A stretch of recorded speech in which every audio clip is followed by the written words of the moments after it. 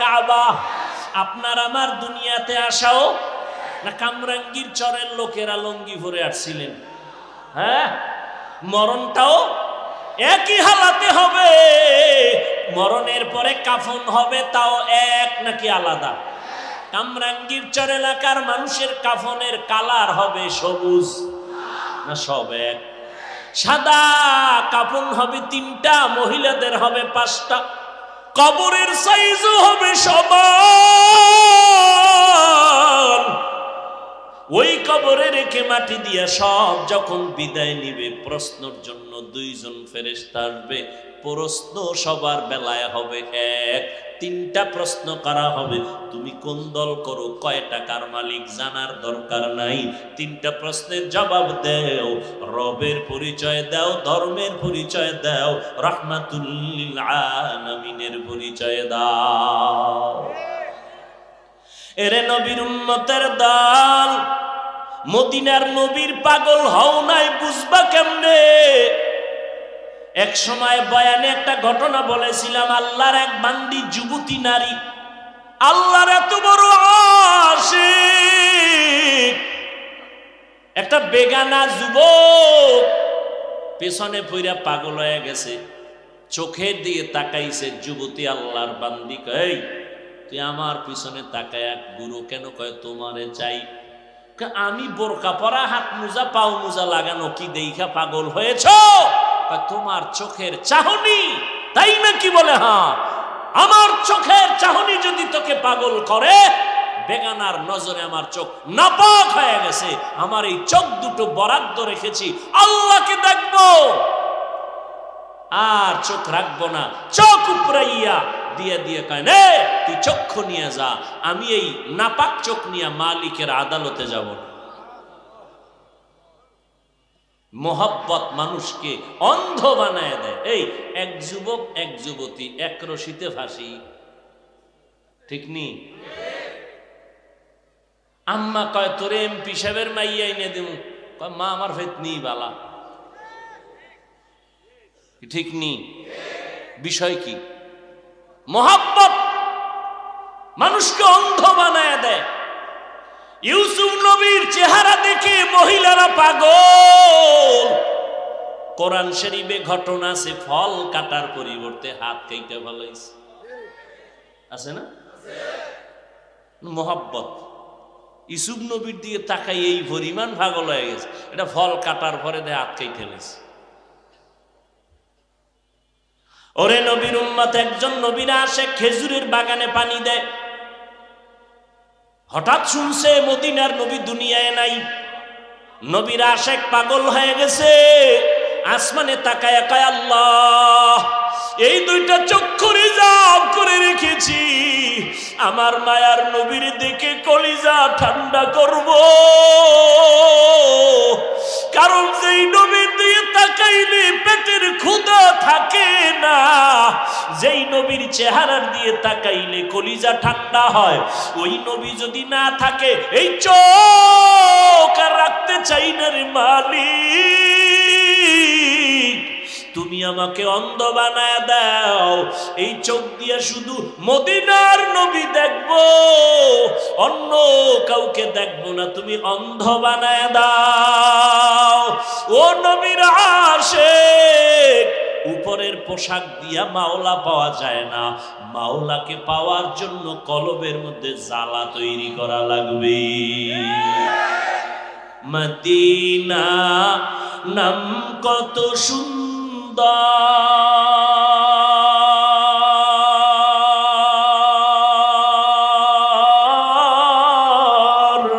Medina কে রে সেবন্ত,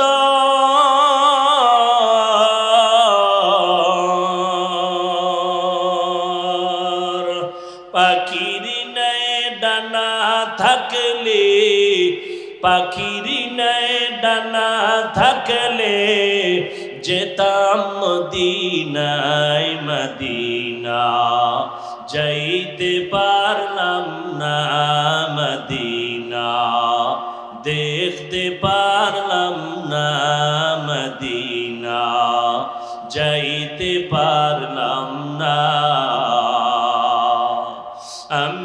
অসহায় তাই এত দূরে রই, আমি অসহায় তাই এত দূরে রই, শুধু সালাম জানাই মদিনা, যাইতে পারলাম না মদিনা, দেখতে পারলাম না মদিনা, যাইতে পারলাম না।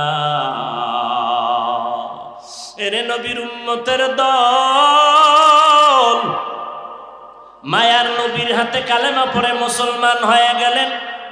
হযরতে ওমর রমজানের ঈদের দিন দরজায় তালা লাগায় কান্না করতেছেন।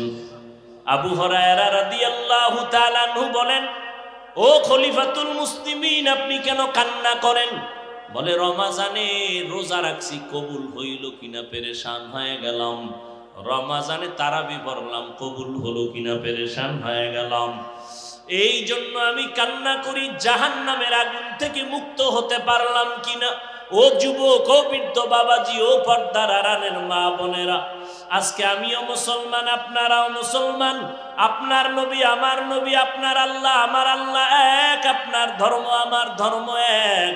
এত পায়ে ধরিয়া বলার পরেও কেন নামাজ পড়বেন না, ইবাদত করবেন না? আল্লাহ তো বানাইছেন ইবাদতের জন্য। জান্নাতের টিকিট পাইয়া যদি ওমরে ফারুক কান্না করে, আবু হুরায়রা বলেন, ও খলিফাতুল মুসলিমিন, আপনি কাঁদেন কেন? জান্নাতের টিকিট রেডি বলে তারপরও ভয় লাগে। আমার আল্লাহ যদি বেজার হয়ে টিকিট ক্যান্সেল করে দেয় তো আমার কি উপায় হবে? ওই হাসরের ময়দান বড় কঠিন। নবীরা পর্যন্ত নাফসি নাফসি বলে কান্না করবেন। সূর্যের গরম, জাহান্নামের আগুনের গরম সহ্য করা যাবে না। এরে নবীরা আশিক উম্মতের দল, আমার নবীর কোনো গুনাহ নাই, আছে? আমার নবীর কোনো গুনাহ নাই, বেগুনাহ। কিন্তু মাওদুদী সাহেব সহ তার মুরিদেরা, তাদের নামের, তাদের মুরিদ নামের বক্তারা বলে নবীরা অপরাধী। আরো জোরে বলো। সমস্ত আমাদের উলামায়ে কেরাম যে বলে গেছে, চরমনায়ের হুজুর বলে গেছে যে আসলে এরা ইসলামী দল না, ইসলাম ব্যবহার করে ক্ষমতার জন্য। আজও পর্যন্ত কেউ তার চ্যালেঞ্জ গ্রহণ করে? বরং কি করে জানেন? এরা এই কওমি অঙ্গনের মধ্যেও ঢুকে ঢুকে ডিভাইডের সৃষ্টি করে। এই তুমি চরমনাই যাও কেন? তুমি কওমি, তোমার কিসের অভাব, চরমনাই যাবা কেন? এইভাবে ডিভাইডের সৃষ্টি করে। এদের মূল পলিসি যে আহলে হকরা যেন এক হতে না পারে। আল্লাহ হেদায়েত দান করুন। আরো জোরে বলেন। যুবকেরা, কলিজা দিয়া মোহাব্বত করে বলে গেলাম, খাঁটি আল্লাহওয়ালাদের সোহবতে যাও, স্কুলে পড়ো, কলেজে পড়ো, চাকরি করো, অনুরোধ করি। কিন্তু খবরদার এমন কারো অন্ধ হইও না যার কাছে গেলে তোমার ঈমানও যাবে, আমলও যাবে, দুনিয়াও যাবে। ইসলামের জন্য একজনও জীবন উৎসর্গ করে নাই।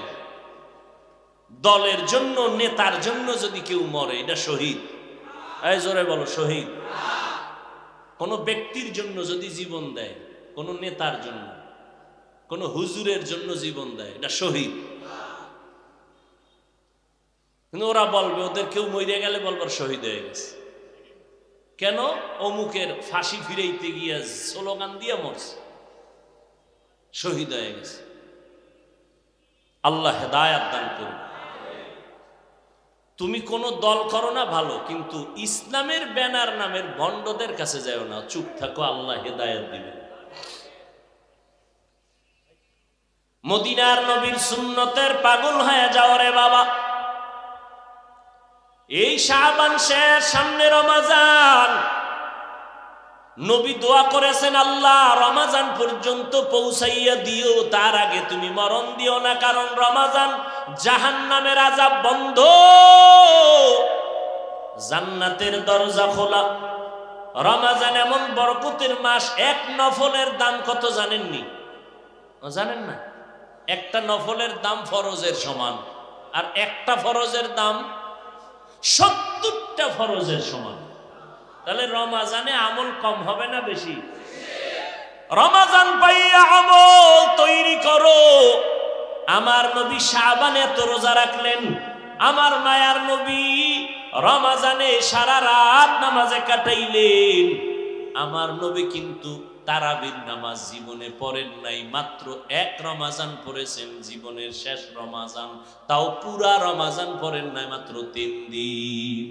প্রথম 10 দিনেও পড়েন নাই, দ্বিতীয় 10 দিনেও পড়েন নাই, শেষের 10 দিনের মাত্র 3 দিন নবী তারাবির নামাজ পড়েছেন, মাত্র 3 দিন, তাও একা একা।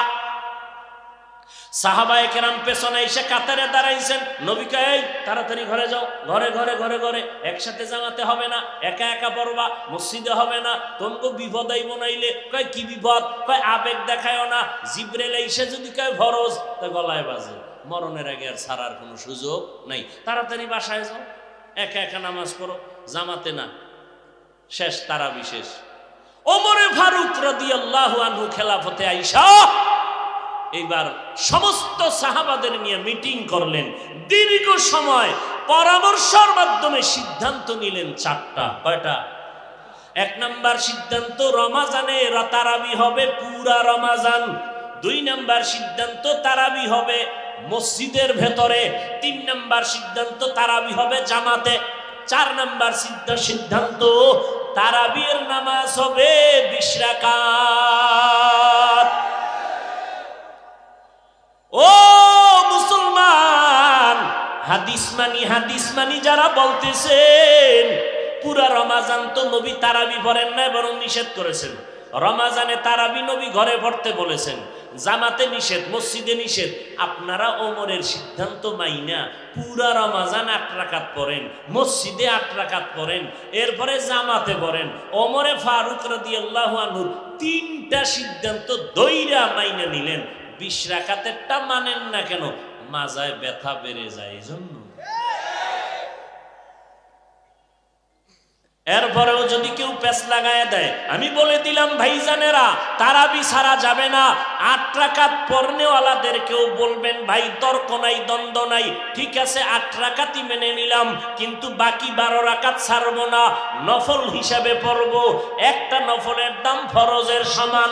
আগামী রমাজান পাবো কিনা গ্যারান্টি নাই, অতএব আমি এই রমাজানের তেলাওয়াত ছাড়বো না। হাফেজ সাহেবের তেলাওয়াতে কলিজা ঠান্ডা হয়ে যায়। ও সবাই মিলিয়া 20 রাকাত তারাবি পড়ব, কোরআন তেলাওয়াত শুনে দিলটা শান্ত করব।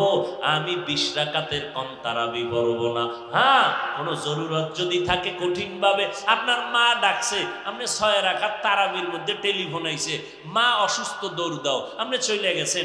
6 রাকাতের পরে মায়ের সেবায় আর বাকিটা পড়তে পারেন নাই, আল্লাহর হক আল্লাহ মাফ করে দিবেন। অথবা 12 রাকাত তারাবি পড়ছেন, এবার টেলিফোন আসছে, ছেলে অসুস্থ, দৌড় দাও, দৌড়াইয়া ওর পেছনে গিয়া বাকি আর নামাজ পড়তে পারেন না ওই রাত্রে, আল্লাহর হক মাফ করে দিবেন। কিন্তু 8-এর মধ্যে কসম খাইলেন কেন যে মরলেও 8, বাঁচলেও 8, কমও না বেশিও না? এরকম তেরামি করেন কেন? আল্লাহ হেদায়াত দান করুন। সারা রমাজান তারাবি পড়বেন, এটাও তো ওমরের আমল। রমাজানে জামাতে তারাবি পড়তেছেন, এটাও তো ওমরের আমল। জামাতে পড়তেছেন, মসজিদে পড়তেছেন, সব মানলেন, 20 রাকাত মানেন না। আরে ভাই, আপনি পড়েন না সেটা ভিন্ন কথা, কিন্তু আপনি বিরোধিতা করবেন কেন? বা 20 রাকাত ওয়ালাদেরকে আপনি একটু বাঁকা নজরে দেখবেন কেন? খবরদার। কয় রাকাত পড়বেন তারাবি? ইনশাআল্লাহ কবুল করেন। যদি কেউ পেছে আটকাইয়েই ফেলায়, তাকে সোজা জবাব দিবেন, ঠিক আছে তারাবি তোমার কথায় 8 রাকাতই, কিন্তু বাকি 12 রাকাত কি হিসাবে পড়ব? নফল। একটা নফলের দাম ফরজের সমান। কথা ঠিক? এরে নবীর উম্মতের দলেরা, ও যুবক ভাই, আমার নবী কত সুন্দর আপনাদের বেলায় ভবিষ্যৎবাণী করেছেন, কত সুন্দর বাণী দিয়েছেন। আমার নবীর জন্য যুবকেরা খেদমত করেছে বেশি, বুড়া মানুষগুলো বিরোধিতা করেছে বেশি।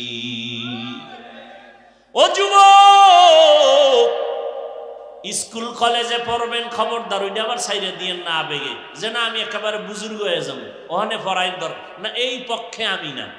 স্কুলে পড়তে হবে, কলেজে যারা আসো থাকতে হবে, ডাক্তার হতে হবে, ইঞ্জিনিয়ার হতে হবে, একজন প্রফেসর হতে হবে, এসপি এমপি ওসি ডিসি হতে হবে, তবে মুসলমানের ব্যানারে হতে হবে।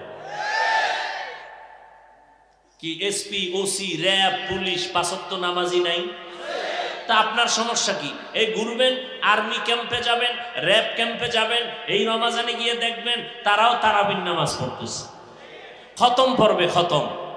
তাহলে আপনি পারবেন না কেন? স্কুলে পড়ুয়া ছাত্র ছাত্রী নামাজি নাই, তা আপনি পারবেন না কেন? কি সমস্যাটা কি? মা বাবার দোয়া নেন, পারবেন। এতগুলো মানুষ কান্না করে মোনাজাতে, কিন্তু আপনার চোখে মোনাজাতে পানি আসে না কেন? অবশ্যই আপনার উপরে আল্লাহ বেজার, গুনার কারণে মা বাবা আপনার উপরে বেজার। আপনার মা বাবার দোয়া নিয়ে সামনে আগান, চোখের পানি ছেড়ে দোয়া করেন। আল্লাহ তো তওবার দরজা খুলে রাখছেন। আল্লাহ পাক বলে, বান্দা গুনার কথা স্মরণ করে তওবা করো। ও আল্লাহর বান্দারা, পেছনে যত অপরাধ করেছো আল্লাহ তো জানেন, কেউ জানেন না রে বাবা। ওই কবরে যেদিন ডাক আসবে, ঘুমের মধ্যেও যদি ডাক আসে, আজকেও খবর হয়ে গেল ওই যে বাস অ্যাক্সিডেন্ট হয়ে গেছে পদ্মার ওপার, শুনেন নাই কেউ? দুনিয়ার খবর রাখে, এই সমস্ত খবর রাখে না। দেখলে ওটারে ধাক্কা দিয়ে ফালায় দেয়, ও ওটা দেখলে অন্য পেরেশানি আসবে, আবার কেন না আখেরাতমুখী হয়ে যায়, ও দেখারই দরকার নেই। জাগায় 16 জন মারা গেল, এরপরে আরো নাকি শুনছি আরো মারার খবর, হ্যাঁ 20 জন হয়ে গেল। ও যুবক, তাদের বাড়ির খবর নাও, কান্নার আওয়াজ। কত দিল ভরা আশা ছিল। কয়েকদিন আগে ওই যে আপনাদের এই গুলিস্তানের পাশে লাগছিল না, বিল্ডিং এর তলে কি জানি, শুনছি এক যুবক ছেলে কাতার থেকে আসছে, আম্মা জান রোজা রাখছে, ইফতারি কেনার জন্য আসছেন না, রাস্তায় মরে গেছে, আর বাঁচতে পারেন। ও যুবক, কেমনে কলিজাটা কাইটা দিলে কি বুঝবা নাকি বুঝবা না? পায়ে হাত দিলে কি বুঝবা? আমি তোমার কল্যাণ চাই। আমি তো একবারও বলি না তুমি পাস করলি পড়ো, দাড়ি লম্বা করো, আমগো মতো হুজুর হও, একবারও বলি নাই। তাবলিগে যাই না গেলে গুনাহ হবে, একবারও বলি নাই। বরং তুমি যেই লাইনে আসো থাকো, মা বাবার দোয়া নাও, ওলামায়ে কেরামের দেখলেই দোয়া নিও, আর 5 বেলার নামাজ পড়িও। জিহ্বা দ্বারা কাউকে গালি দিও না, কাউকে বদদোয়া দিও না, কোনো আলেমের বিরুদ্ধে গীবত শিকায়াত করিও না। আল্লাহর কাছে সময় পাইলে কাঁদবা, কোন দিন যেন মরণ হয়ে যায়। গত রমাজানে কত আল্লাহর বান্দারা বেঁচে ছিল, তোমার আমার আপনজন, এই রমাজানে অনেকেই চলে গেছে।